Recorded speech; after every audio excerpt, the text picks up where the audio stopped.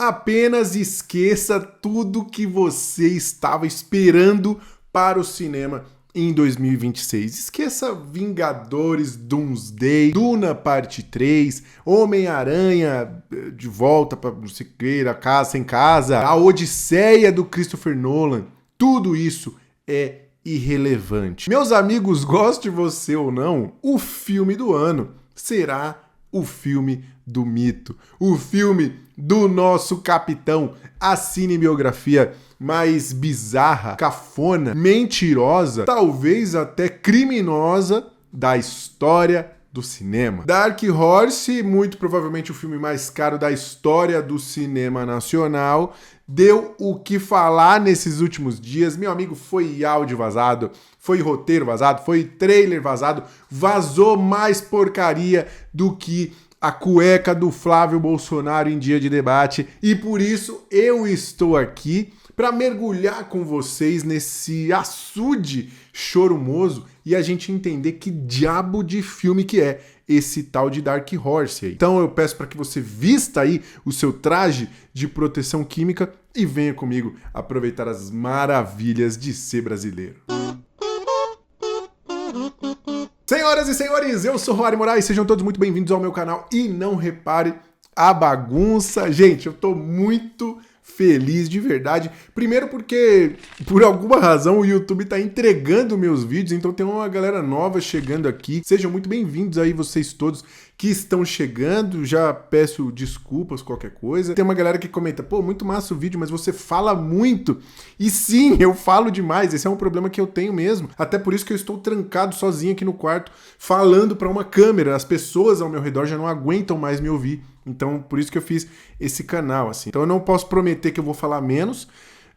Também não posso prometer uma certa regularidade de postagens aqui, porque a frequência desse canal, ela acontece basicamente como os ciclos de encerramento e volta da banda Los Hermanos. Então, a cada vez que acontece esse ciclo, eu consigo postar um vídeo. Nesse quesito, infelizmente, eu acho que eu não vou conseguir melhorar. Mas, de qualquer forma, eu agradeço todos vocês. E se você tá chegando agora também aí, eu peço para que você se inscreva no canal. Me ajude aí a bater a meta ousada de 1000 inscritos até 2030. Eu sei que é complexo, mas com a ajuda de vocês, a gente vai chegar lá. Inclusive, se aparecer a opção para vocês aí de hypar o vídeo, hypa também, porque isso me ajuda pra caramba.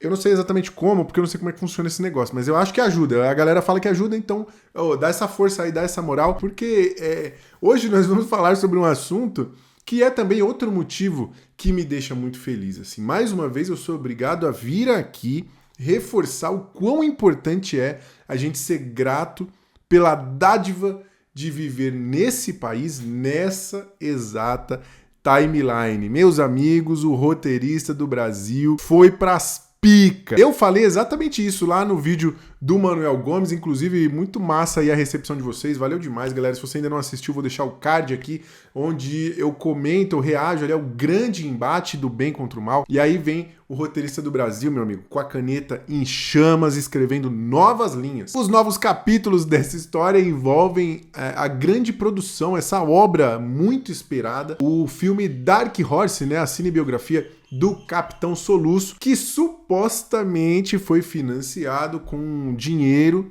advindo aí do Banco Master e desse grande esquema que é a maior fraude financeira, né, o maior escândalo de corrupção da história do nosso país, né? E aí foi muito divertido ver como a galera envolvida aí teve que criar várias versões, 3, 4, e toda hora essas versões caíam por terra. Sabe quando você sabe que a pessoa tá mentindo, tipo assim, você já tem a informação, aí você vai lá confrontar ela só pra ver ela se contorcendo ali, ficando toda fodida. Foi basicamente isso e foi, cara, delicioso de assistir. E o país parou, né? O país ficou completamente chocado, estarrecido ao descobrir que os Bolsonaro e essa galera da extrema direita talvez não sejam tão honestos assim, quem diria, hein? Outra coisa muito surpreendente também é que eles não demonstraram lá grande inteligência na estratégia de contenção de danos, né? Porque em meio a todo esse caos aí, no ápice da crise da campanha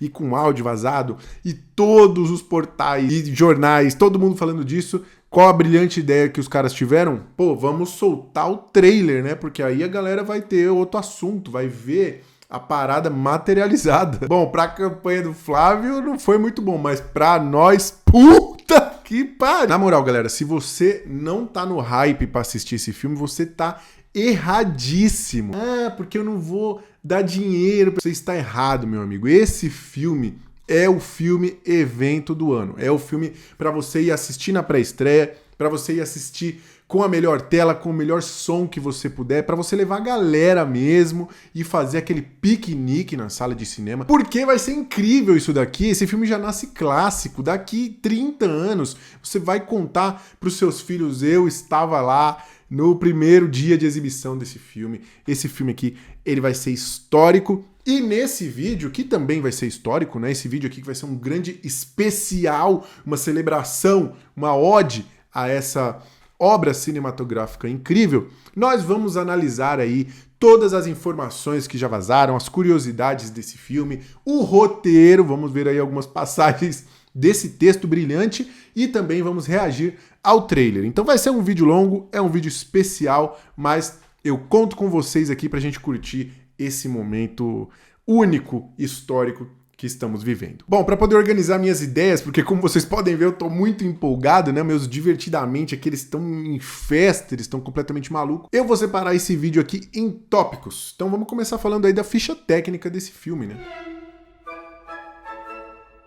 Dark Horse, esse aí é o título que o filme recebeu, né? Dark Horse é uma expressão em inglês que significa basicamente azarão, né? Aquela pessoa, ou enfim, aquela aposta que você faz em algo que não tem muita chance, que não é o grande favorito, a zebra, e de repente surpreende mostrando uma capacidade ali que ninguém esperava. É uma referência clara à eleição do Bolsonaro em 2018, que veio como esse candidato que era apenas um lunático meio perigoso e bizarro, e passou a ser um lunático meio perigoso e bizarro, só que eleito. Não sabemos ainda como ficará o título desse filme em português, pode ser que ele fique apenas Dark Horse, pode ser que seja aqueles filmes tipo Dark Horse, a biografia de Jair Bolsonaro, sabe, com um subtítulo. Eu gosto da possibilidade que ele fique como Pangaré ou Bolsoasno, também acho que pegaria legal, acho que tem uma sonoridade bacana. Esse filme é dirigido pelo Cyrus Norasty, inclusive não sei se essa é a pronúncia, mas eu quis dar esse sotaque aqui meio forçado para parecer que eu sei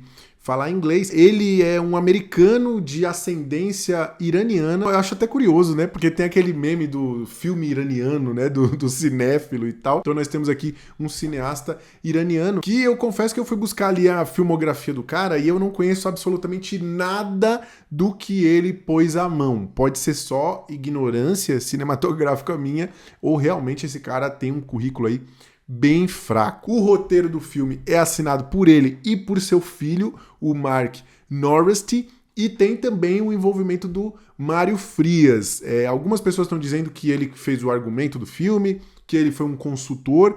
No arquivo do roteiro não tem ele assinando ali, mas se você entra no IMDb, tá o crédito para os três. Então, de qualquer forma, o Mário Frias está envolvido aqui e ao ler o roteiro, você muito provavelmente vai perceber que tem aqui um quê de Mário Frias. Você entendeu? O Mário Frias, para quem não conhece, é um ator brasileiro que tem em seu currículo aí obras incríveis e inesquecíveis, muito marcantes, como Malhação, A Bela, a Feia e a maior de todas, né, que é Mutantes Caminhos do Coração, que eu faço questão de um dia trazer aqui pro canal pra gente reagir, porque é uma das principais obras da teledramaturgia brasileira, então merece demais esse reconhecimento. Pelo que estão divulgando por aí, ainda que esse número seja bem nebuloso, né, esse aqui é aquele famoso falaram que o filme teria custado 134 milhões de reais. É um orçamento que supera 15 dos últimos 20 vencedores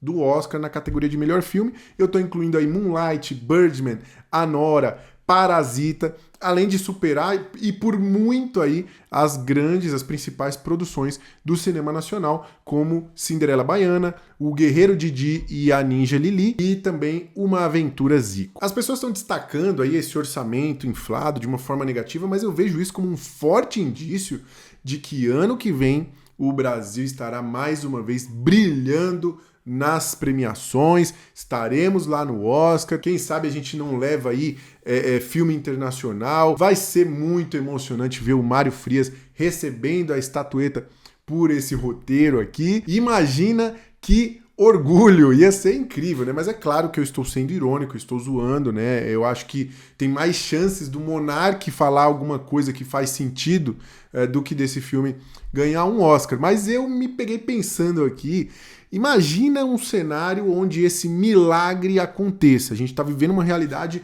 onde esse filme foi indicado para o Oscar, tá bombando aí no circuito de premiações, está sendo muito falado internacionalmente, a gente tá vendo os filhos do Bolsonaro dando entrevistas e se posicionando, aquela coisa toda. Aí eu te pergunto, você que é um esquerdista, marxista, comunista, safado que nem eu, você vai conseguir separar as coisas e ter orgulho do cinema nacional, mesmo sendo um filme que conta a história biográfica mais mentirosa de um dos seres mais abjetos que já respiraram o oxigênio dessa terra? Fica aí o questionamento, mas eu acho que deve ser um sentimento parecido aí com o que essa galera que bebe detergente sentiu ao ver Ainda Estou Aqui e o Agente Secreto, né, ganhando tanto destaque. E aí eu tô falando em termos de narrativa, né, não tô falando de qualidade do filme, porque aí, meus amigos, temos um abismo de distância. Mas se tudo der certo, nós veremos o Brasil brilhando aí no Framboesa de Ouro,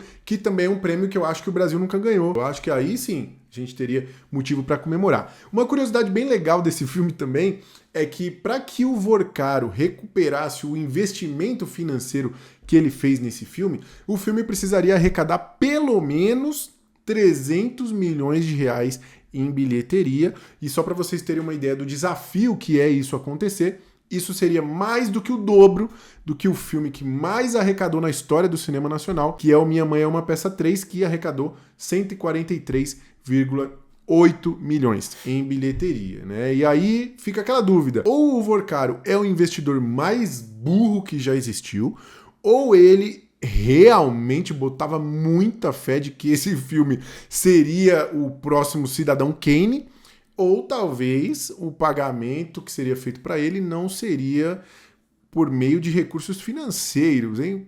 Será, hein?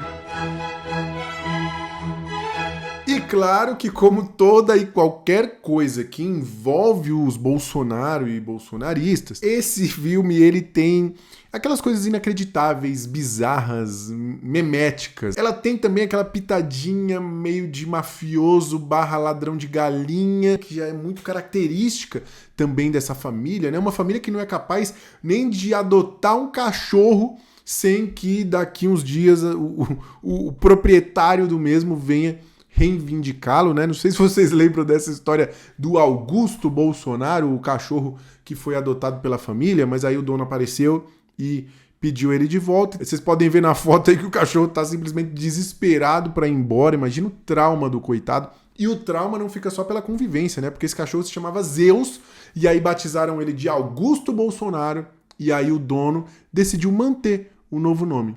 Olha que downgrade de Zeus para Augusto Bolsonaro, que esse cachorro deve estar sendo aloprado nos parquinhos aí na rua. Olha, o Augusto, força, estamos com você, viu? Bom, entre as coisas mais legais desse filme aí, eu destacaria o nome da produtora, que é Go Up Entertainment, que curiosamente nunca produziu nenhum filme em sua história, mas que já começa aí com um filme que tem um orçamento de mais de 130 milhões, mas que sorte, não é mesmo? E além disso, se você ler o nome dessa empresa de forma mais abrasileirada, bem devagarzinho e com um quê de maldade, né? Convenhamos, você vai falar algo muito parecido com golpe. Outra coisa bem legal desse título, Dark Horse, né, que foi muito bem apontado aí por um internauta bastante observador e desocupado, é que o cavalo no xadrez tem como movimento da peça o L. Então o cavalo no xadrez é o único que faz o L, entendeu? Entendeu? O bagulho é tão bizarro que até a Beyoncé foi envolvida nessa treta toda aqui,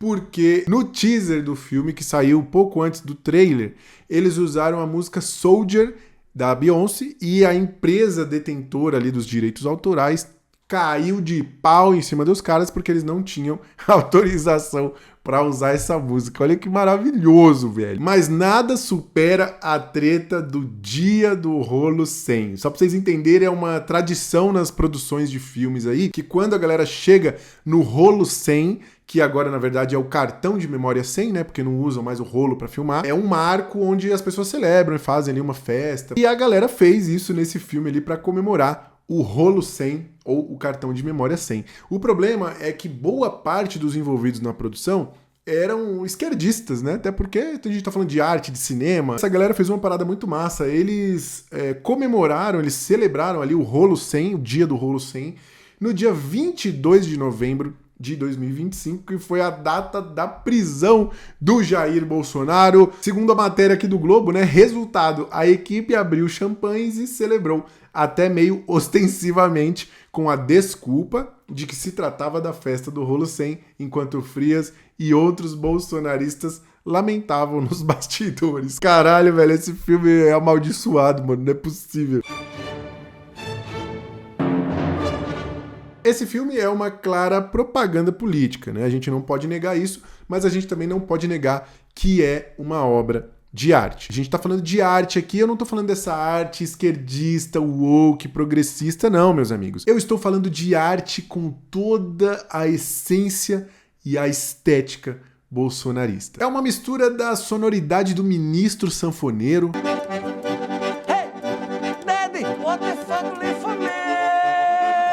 com toda aquela personalidade e o realismo das pinturas da Lucimara Bilhart, com a emoção e a composição da poesia do Mário Frias. Nasceu no Brasil um homem de fé, de olhar firme, coração em pé. Marchou com o povo, não fugiu da dor, carregou no peito o peso do amor. Com toda a complexidade dos movimentos corporais da dança do Flávio Bolsonaro.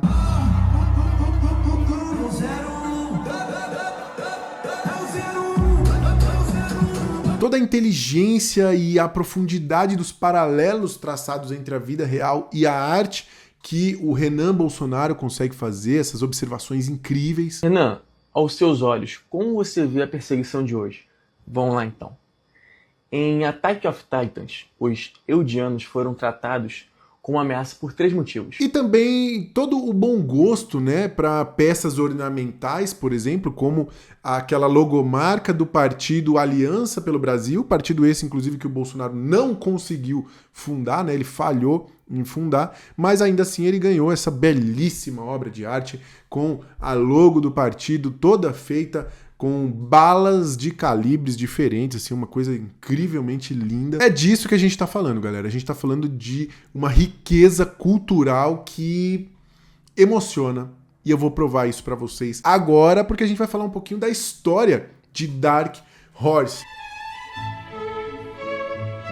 Em Dark Horse a gente vai conhecer a história real. E olha, bota aspas nisso, viu, meu amigo? Porque, ok, não é um documentário, mas puta que pariu, a galera tomou muita liberdade criativa aqui, até demais. Mas enfim, vamos conhecer a história real do Jair Bolsonaro, candidato à presidência, que tá ali naquele momento onde ele começa a chamar a atenção, onde as pessoas estão começando a levar ele a sério, né? Porque até então ele era só esse cara ali que era meio desbocado, antissistema, mas de repente ele passa a ser ouvido, ele passa a movimentar as massas. E é nesse momento em que ele começa a despontar nas pesquisas e começa a fazer barulho que um antigo inimigo dele retorna para se vingar. A gente está falando aqui do Cicatriz, um personagem que lá nos anos 80, sei lá, foi preso pelo Bolsonaro. Se eu não me engano, no filme fala que o Bolsonaro trabalhava ali defendendo a fronteira da Amazônia, e aí lá ele prendeu esse traficante, sei lá, e o traficante volta para se vingar do nosso herói. O Cicatriz tem um plano, ele tá envolvido com uma galera, e esse plano culmina então na fatídica facada no Bozo. E essa facada, toda essa trama que eu tô contando, ela é basicamente o primeiro ato do filme, porque os outros dois são todos no hospital, ali abordando então as consequências dessa facada, dramatizando tudo isso, e também a recuperação do Bolsonaro. Nesse momento, enquanto o Bolsonaro tá ali desacordado, ele tá ali, né, alucinando e tal, aquelas coisas, e a gente acompanha então esses flashbacks que vão ajudando a gente a montar essa história e a compor também quem é esse personagem, quem é essa pessoa. Vale destacar que nesse filme, pelo menos segundo o roteiro que a gente tem até então, o Bolsonaro é o único personagem que tem algum desenvolvimento nessa trama. Os outros todos são completamente esvaziados, não tem qualquer desenvolvimento, eles não têm camadas, eles só são os filhos do Bolsonaro, a esposa do Bolsonaro, o assessor do Bolsonaro, o amigo do Bolsonaro. Basicamente é isso. Falando um pouquinho dos personagens, cara, eu acho que agora a gente começa a entrar na magia desse filme, né? O filme tem personagens muito curiosos, além do Bolsonaro, que é interpretado pelo Jim Caviezel, que é um ator que ficou muito famoso por ser o papel de Jesus Cristo no filme A Paixão de Cristo, do Mel Gibson, e que mostra agora toda a sua versatilidade interpretando em Dark Horse o próprio Capiroto, né? O próprio Lúcifer. Então você vê o range de atuação desse cara que vai de uma ponta a outra, assim, é realmente incrível. O filme também tem a Michelle Bolsonaro, que inclusive eu achei que a atriz ficou bem parecida. Tem todos os filhos do Bolsonaro também, com exceção do Jair Renan, que eu achei muito curioso, né? E os roteiristas escreveram essa loucura aqui, mas acharam que botar o Jair Renan já ia ser demais. Não, tudo tem limite. Então, se eu não estou enganado, eles não fazem menção ao Jair Renan. A gente tem também uma personagem que se chama Dolores, que é descrita como uma mulher baixinha, gordinha e meio mal encarada, que muito provavelmente é uma referência a Damares. E a suspeita vem porque essa personagem, ela é uma personagem meio mística, assim, ela é um lance meio xamã, meio curandeira.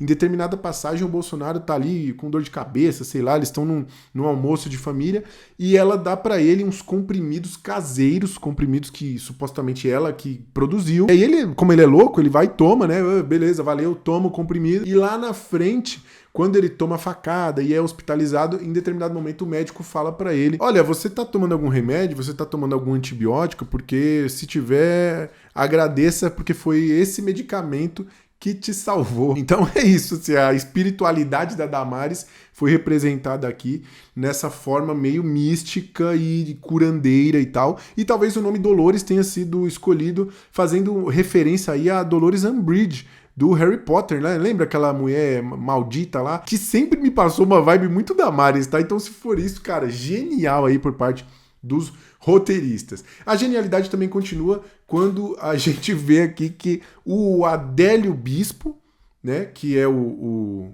autor da facada, é retratado aqui no filme como Aurélio Barba. E aí a Barba, vocês conhecem alguém que tem barba, que talvez não goste muito do Bolsonaro? Feijão puro, feijão puro, feijão puro, feijão puro, feijão puro. Nós temos também uma outra curiosidade, na verdade isso aqui foi loucura da minha cabeça, não sei se essa foi a intenção. Mas como eu falei, você pode ir encontrando esses easter eggs, essas coisas, mesmo que não seja verdade, isso torna umas coisas muito engraçadas, né? A gente tem o Tato, que é um cara meio que tá acima ali do Aurélio Barba, nesse plano de esfaquear o Bolsonaro. O Tato é o capanga lá que contrata o Aurélio, né? E acima do Tato tem um cara que ele é meio político, eu acho que ele é um político, se eu não estou enganado, ele está envolvido nesse esquema também. O Tato se reporta para esse cara se chama Paulo Pontes, ele é meio que o chefe do rolê aí. E se você pegar o nome dos dois, Paulo Pontes e Tato, as iniciais deles formam PT. E o PT, hein? E o Lula? Talvez seja loucura da minha cabeça. Talvez eu já tô tipo Jim Carrey naquele filme 23, tá ligado? Que já tá vendo os bagulho em tudo. Mas eu achei isso aqui do caralho. Tem um outro personagem que é muito maravilhoso, que é o Zico, né? Um personagem que eu não consegui entender qual é que é a dele, porque assim, no roteiro, toda vez que ele aparece, ele tá com um violão e ele tá junto ali da família e alguém sempre fala: vai lá, Zico, toca alguma coisa. Ou então falam que o Zico tá ali tocando uma música. Depois a gente vai falar mais um pouquinho do Zico lá na frente. E tem também o Hugo, que, pelo que a história sugere, seria o Hélio Negão, ou o Hélio Bolsonaro, né? Aquele deputado que tá sempre ali com ele. E aqui ele tem esse papel de trazer a humanidade do Bolsonaro, ele tem essa amizade ali, tipo, ele sabe coisas, só ele conhece coisas do Bolsonaro que os outros não conhecem, um passado que muitas vezes eles trazem à tona em conversas ali mais íntimas, e vale destacar também que é uma figura, é um personagem que é negro e ajuda a combater aquela pecha de que o Bolsonaro talvez seja um cara meio racista. E aí a gente entra então em outro tópico que eu acho fundamental da gente comentar aqui, que são as mentiras desse roteiro, que não são poucas, tá? São muitas. Esse filme aqui é daqueles que, se você estiver assistindo lá na sala, seu pai vai passando, aí ele para, né? Alguma coisa chama a atenção dele, ele para, fica olhando pra tela, e aí em determinado momento ele manda, eita mentirada danada. É basicamente o que é esse filme aqui, tá? E a mentirada começa do fato de que nesse filme o Bolsonaro fala inglês fluente, né? Quem já ouviu o Bolsonaro falando inglês sabe que isso está muito longe de ser fiel à realidade. Popcorn and ice cream sellers sentenced for coup d'etat em Brasil. Mas por outro lado, né, o filme ser todo em inglês e ter um protagonista que é uma estrela de Hollywood, e você vê que o filme tem uma mistura muito estranha entre inglês e português, sabe aqueles filmes que é muito claro que um americano que não sabe nada de Brasil ou do nosso idioma ou da nossa cultura que escreveu, eu acho que faz sentido quando você leva em consideração todo o viralatismo e a subserviência, o entreguismo que essa família tem em relação aos Estados Unidos, né? A gente tem passagens no roteiro aqui onde o personagem tá falando inglês e ele manda um meu Deus no meio e aí continua. Ou mito The Legend, sabe? Umas coisas assim muito estranhas, mas que faz todo sentido, né? Como eu falei, com essa estética bolsonarista, essa coisa meio paga-pau de americano, né? Eles vão achar um máximo isso daqui. Falando em mentira, no ápice do filme, ali no terceiro ato, a gente tem uma passagem que eu achei muito curiosa, né? Enquanto o Bolsonaro tá internado, se recuperando ali, né? Os apoiadores dele estão todos do lado de fora, fazendo aquela vigília no hospital, aquela coisa que a gente já sabe que rolou de fato, né? Um grupo paramilitar, um grupo armado lá, uma facção, sei lá, um grupo de militantes de esquerda com os rostos cobertos, eles chegam lá e espancam todo mundo, expulsam os militantes e começam a invadir o hospital para matar o Bolsonaro, para terminar o serviço. E a gente tem aqui uma sequência de ação incrível, e é bomba, e é treta, e personagens saindo na mão, aquela coisa terrível. Claro que isso deve ter acontecido mesmo, né? Eu que, assim, minha memória ela é meio ruim, então não dá muito pra confiar. Mas o que eu acho mais engraçado é que nesse momento, personagens como a Dolores, né, que é a Damares, tá lá no meio tomando porrada e tal, se defendendo com a bolsa dela, é assim que descreve. E o Zico tá lá e no roteiro fala que ele começa a tocar o seu violão em desafio aos invasores. Eu acho esse bagulho muito hilário, mano. Eu não sei qual é que é a brisa desse lance do violão. Inclusive, tem vários momentos aqui que eles falam também de um baterista, um cara que toca bongô, sei lá. Tipo, olha a visão que os caras têm do Brasil, né? Que você tá reunido com uma galera no bar e tem alguém tocando bongô.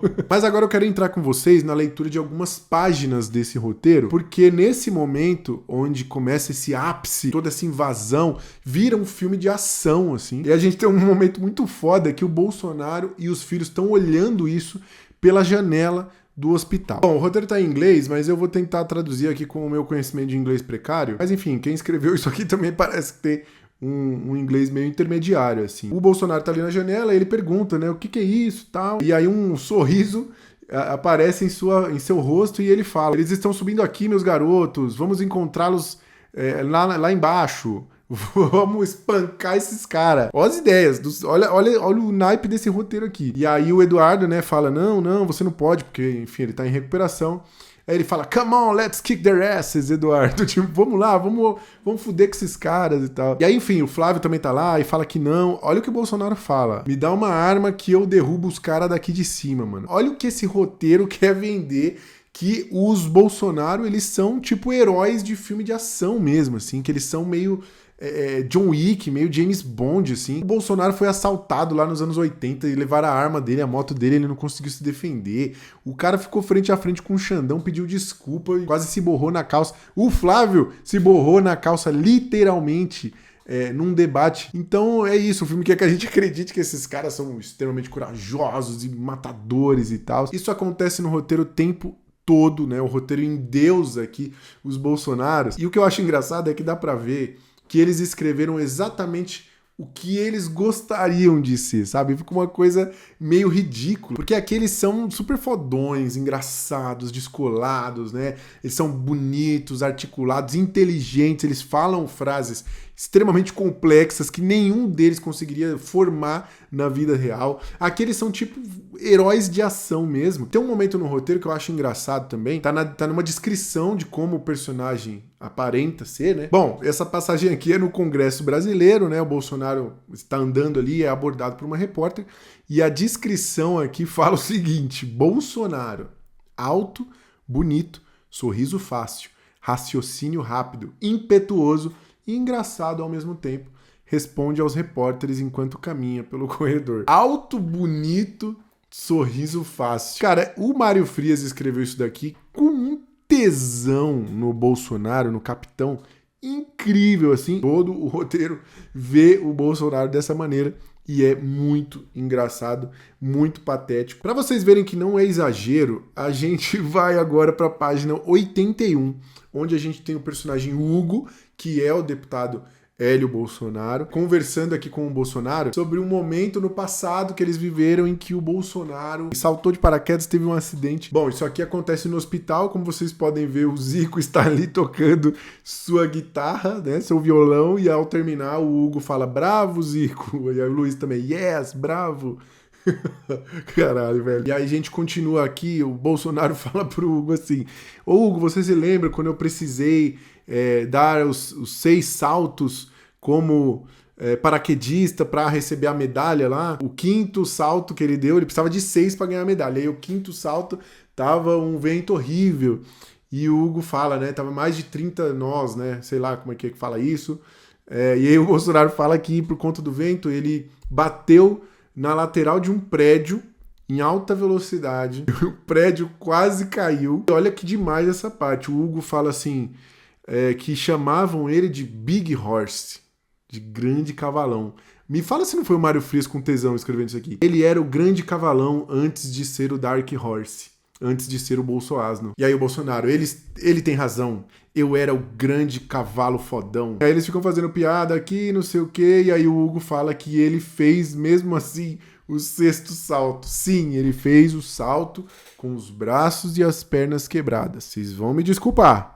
Talvez isso seja verdade. Eu confesso que eu não sou um grande conhecedor da biografia do Bolsonaro, mas eu acho muito difícil de acreditar. E aí isso fica ridículo demais, velho. Mas na verdade, além de alimentar o ego dessa galera, que na verdade é só ridículo e muito engraçado, o filme tem um quê um tanto perigoso, porque ele tenta reescrever a história e passar um panaço aí pros momentos mais lamentáveis da trajetória do Jair, que não são poucos, né? Então realmente é uma coisa muito difícil. Bom, agora eu quero falar com vocês sobre um outro personagem que eu não citei lá atrás, porque eu queria explorar isso nesse momento.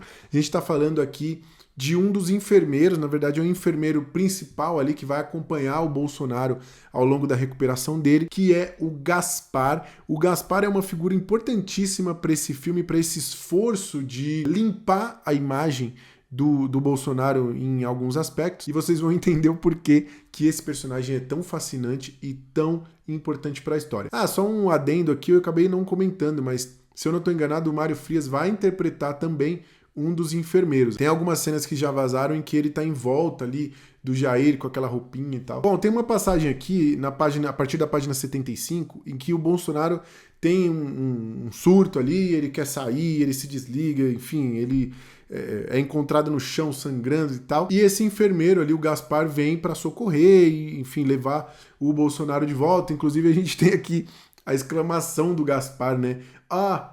Meu Deus, what are you doing? Já esperem essa mistura muito legal aí entre inglês e português. Mas eu acho que vale a gente destacar que a forma como o Gaspar é descrito, tá? Eu vou traduzir aqui mais ou menos o que essa frase diz, tá? Pode ser que eu esteja traduzindo errado, mas ele fala que um enfermeiro homem entra, este é Gaspar, negro, extravagante, e ele vê lá o Bolsonaro todo fudido no chão. Então ele é um negro extravagante, guardem essa informação aí. Ele coloca lá o Bolsonaro de volta na maca, liga lá as coisas e ele tá ali de costas preparando tudo. E o Bolsonaro fica encarando esse cara e olhando para ele por um tempo. E o cara percebe que o Bolsonaro tá olhando para ele. E aí esse cara, então, o Gaspar, que é este negro extravagante, olha pro Bolsonaro e fala: sim, se por acaso você tá imaginando, eu sou gay. E aí ele fala, Gaspar, eu tenho o seu voto? E o Gaspar fala, I don't think so. Eu acho que não. Mas claro, ao longo do filme, a gente vai ver o Gaspar sendo contagiado com o carisma do Bolsonaro, né? Ele vai entender que o Bolsonaro não é homofóbico. O Bolsonaro só fala o que pensa. O mesmo efeito acontece com a repórter, né? A Lara Clark, que eu não sei se o Clark é uma alusão ali ao Clark Kent, que exercia essa profissão de repórter, mas é aquilo que eu falei das fanfics, né? É muito engraçado você teorizar essas coisas desse filme. Essa repórter que trabalha para mídia hegemônica, que persegue o Bolsonaro, que é contra ele e tal, ao longo do filme também é convertida, porque é impossível resistir aos encantos do Bolsonaro. Então vão acompanhando aí como o filme usa essas figuras, né, representando determinados grupos, para mostrar que o Bolsonaro não é homofóbico. Como ele poderia ser homofóbico se ele criou esse laço de amizade com um negro extravagante gay que está ali cuidando dele, né? Como que ele poderia converter uma repórter mulher que representa a mídia corrupta? Como é que ele poderia ser alguém machista se ele consegue conquistar essa mulher? Isso também acontece com a Laurinha, né? A Laurinha, aqui no filme, a gente tem vários momentos em que ela é apresentada como a filha favorita do Jair e mostra ela no colo dele. E ele, quando tá lá mal, ali nos primeiros momentos da facada, ele pergunta, cadê a Laurinha? A Laurinha sabe de alguma coisa. Fica a Laurinha lá do lado da maca, triste. Em determinado momento, o Bolsonaro recebe a boneca de pano da Laurinha. E aí, quando ele está ali, nos primeiros momentos da sua recuperação, na fisioterapia, dando seus primeiros passos, a bonequinha de pano tá ali, pendurada no andador do Jair. Só para relembrar, essa é a mesma Laurinha que o Bolsonaro disse isso aqui, ó. Eu tenho um quinto também. O quinto eu dei uma fraquejada, né? Foram 4 homens, a quinta deu uma fraquejada, veio uma mulher. Ela tem 6 anos de idade e foi feita sem aditivos. Acredite se quiser. E ok, eu acho que essa fala não significa que ele não ame a filha dele. Talvez ele realmente tenha esse laço de muita proximidade com a Laurinha. Mas eu acho muito pouco provável que o Bolsonaro tenha recebido a boneca de pano dela e não tenha dito algo do tipo, bonequinha é coisa de marica, tá ok? Essa imagem que eles trabalham dos personagens também é usada para difamar a esquerda, os comunistas e aquela coisa toda, né? Criar aquele pânico comunista.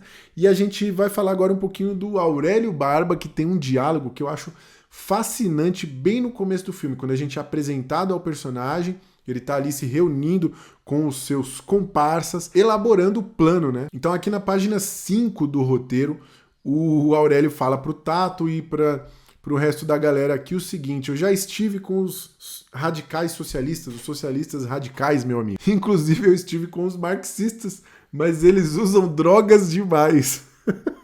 E aí ele ainda fala aqui, né, Aurélio Barba, pode deixar que o Aurélio Barba toma conta disso, pelas pessoas, pela revolução. Mano, olha a mente desses caras, velho. Olha como eles veem o funcionamento da esquerda. Isso aqui é uma caricatura muito, muito, muito ridícula. Mas é por isso que esse filme promete tanto, cara. Isso daqui vai ser fantástico. Indo aqui pra página 30, a gente também tem uma coisa curiosa que mostra como a esquerda estaria no caminho dos Bolsonaro, né? Atrapalhando ali o caminho dos Bolsonaro de uma forma meio metafórica, vamos dizer assim, né?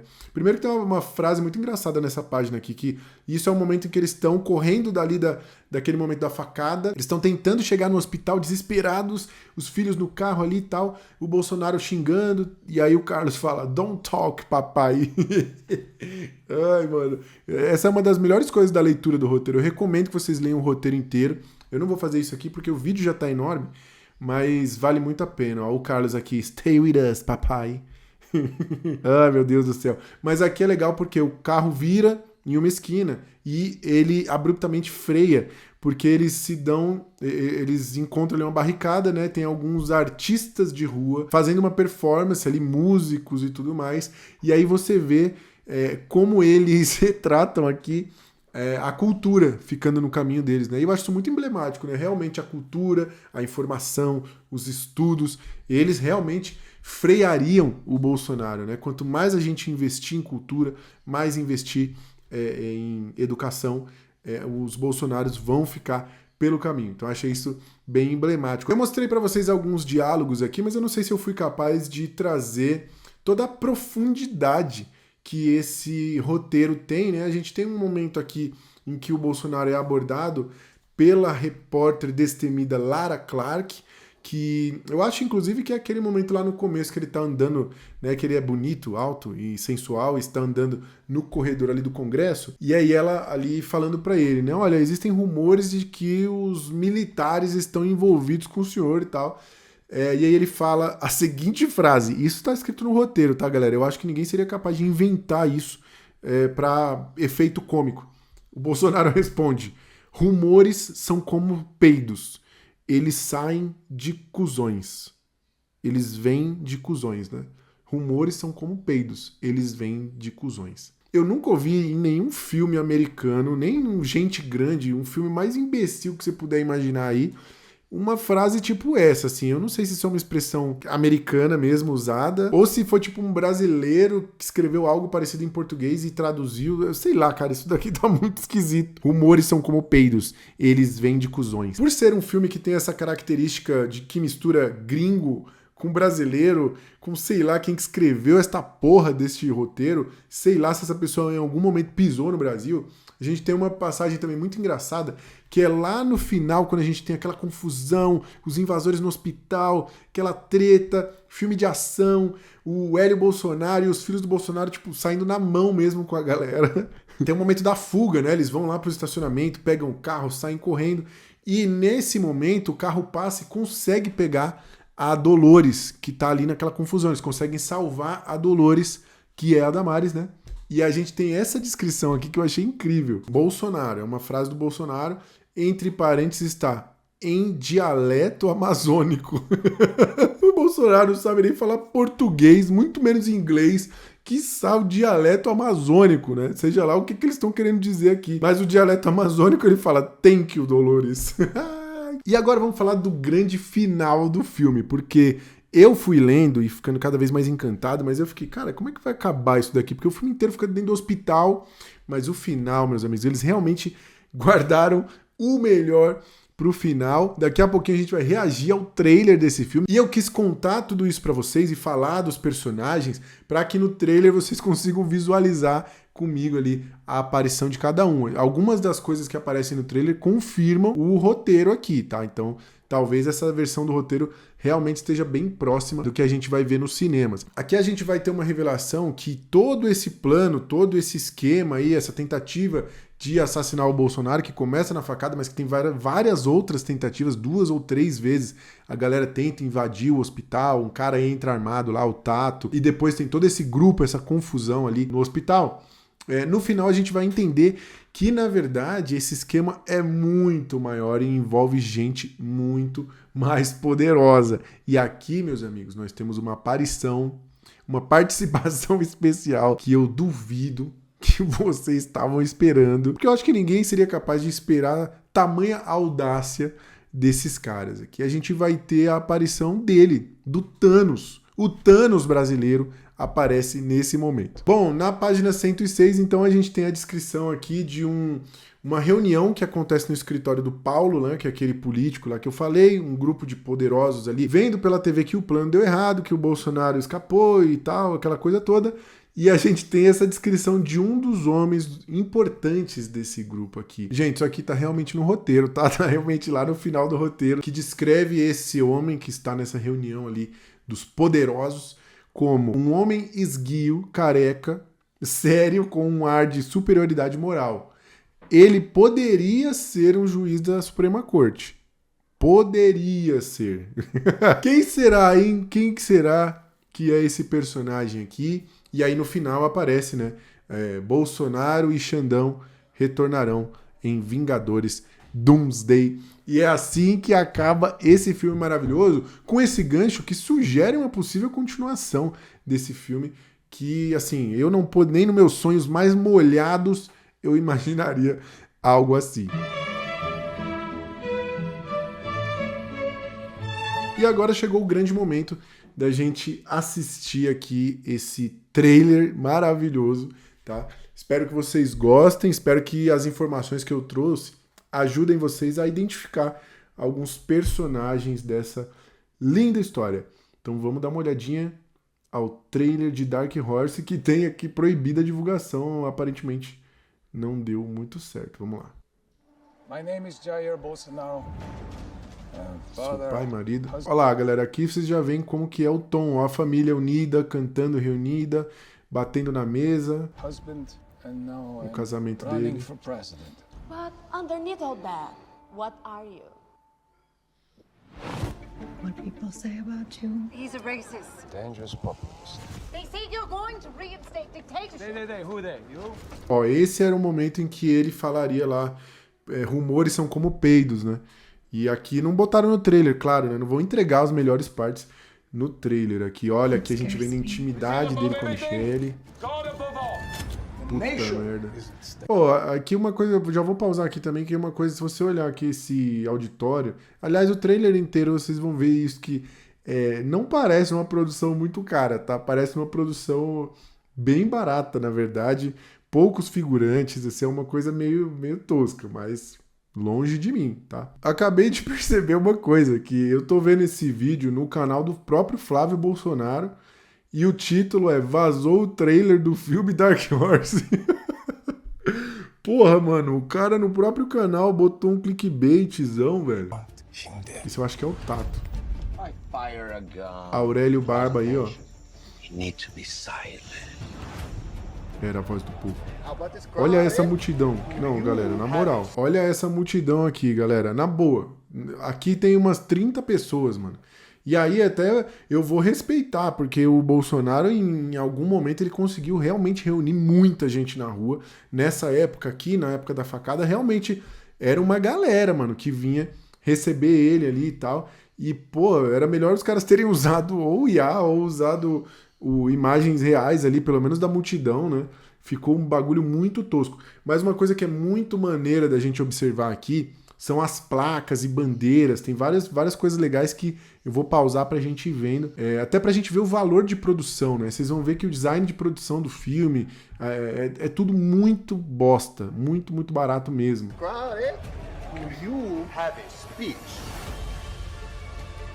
Enfrentou o sistema. Oxi, os pedófilos de Hollywood, o que tem a ver? Olha aqui, ó, as plaquinhas, vamos ver. Bolsonaro, ali com um coraçãozinho, o bagulho escrito, mano, de qualquer jeito na cartolina, tá ligado? E a pessoa mal coube o Bolsonaro, mano, feião. In God We Trust. Isso daqui é muito foda, galera. Talvez não tinham aberto ela inteira, mas a gente tem uma bandeira do Brasil. Aquilo é uma bandeira de Israel, é? Mas enfim, acho que é uma bandeira de Israel ali. A gente tem uma bandeira do Brasil que só tem o amarelo, tá ligado? Cadê o verde da bandeira, mano? Ó, aqui, ó. Brasil com Bolsonaro. Tem uma ali em português. We Trust You. Tem outra ali. Pô, a galera, mano, nem... Nossa, que bagulho bosta, velho. Zero criatividade até pras plaquinhas. Ruim demais. E uma coisa que me chamou a atenção, tem um sanfoneiro ali no canto, tá ligado? Tem 2 sanfoneiros ali. O que esse sanfoneiro tá fazendo? Será que é um ministro? É uma referência ao nosso ministro querido?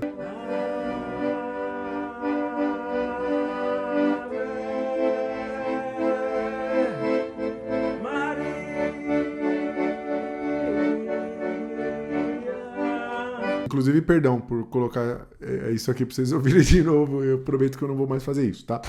O sistema que eu tenho.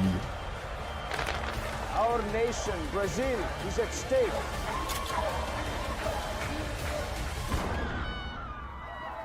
What happened? What happened?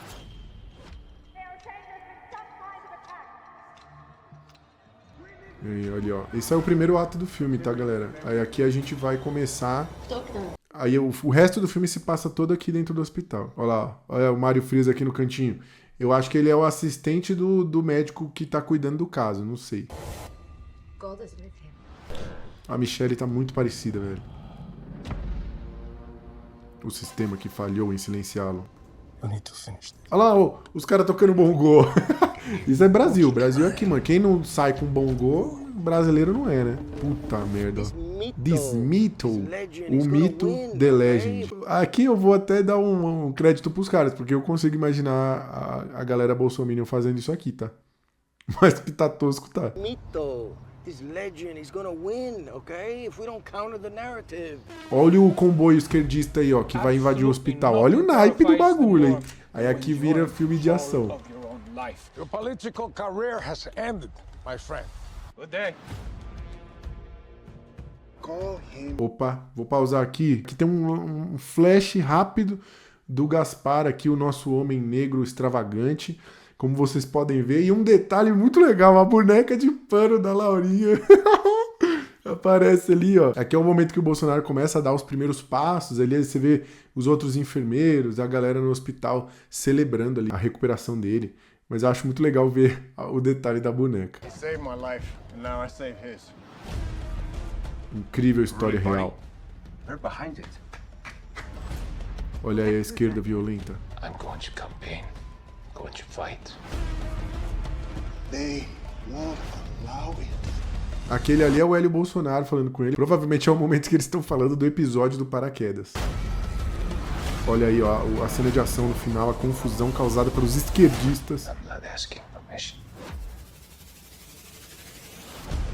I'm afraid it's not over yet. Neste outono. Dark Horse. Caralho, muito foda. Eu sei que esse vídeo ficou enorme, mas é isso, diante da grandiosidade dessa obra. Eu tinha que me debruçar em todo esse material para trazer para vocês essa análise completa e compartilhar com vocês todos esses sentimentos que eu estou sentindo agora. Eu espero que eu tenha convencido vocês de que esse sim será o filme de 2026. E eu quero saber muito como está a expectativa de vocês para Dark Horse. Me conta aí nos comentários, vamos continuar essa conversa. Ela não pode parar por aqui. Muito obrigado a todo mundo que está chegando aí no canal, que está dando esses feedbacks muito legais, que ficou comigo nesse vídeo até agora. E a gente se vê numa próxima, principalmente se o nosso roteirista do Brasil aqui continuar canetando desse jeito. Já já eu tô de volta aí, a gente se vê. Um cheiro para vocês.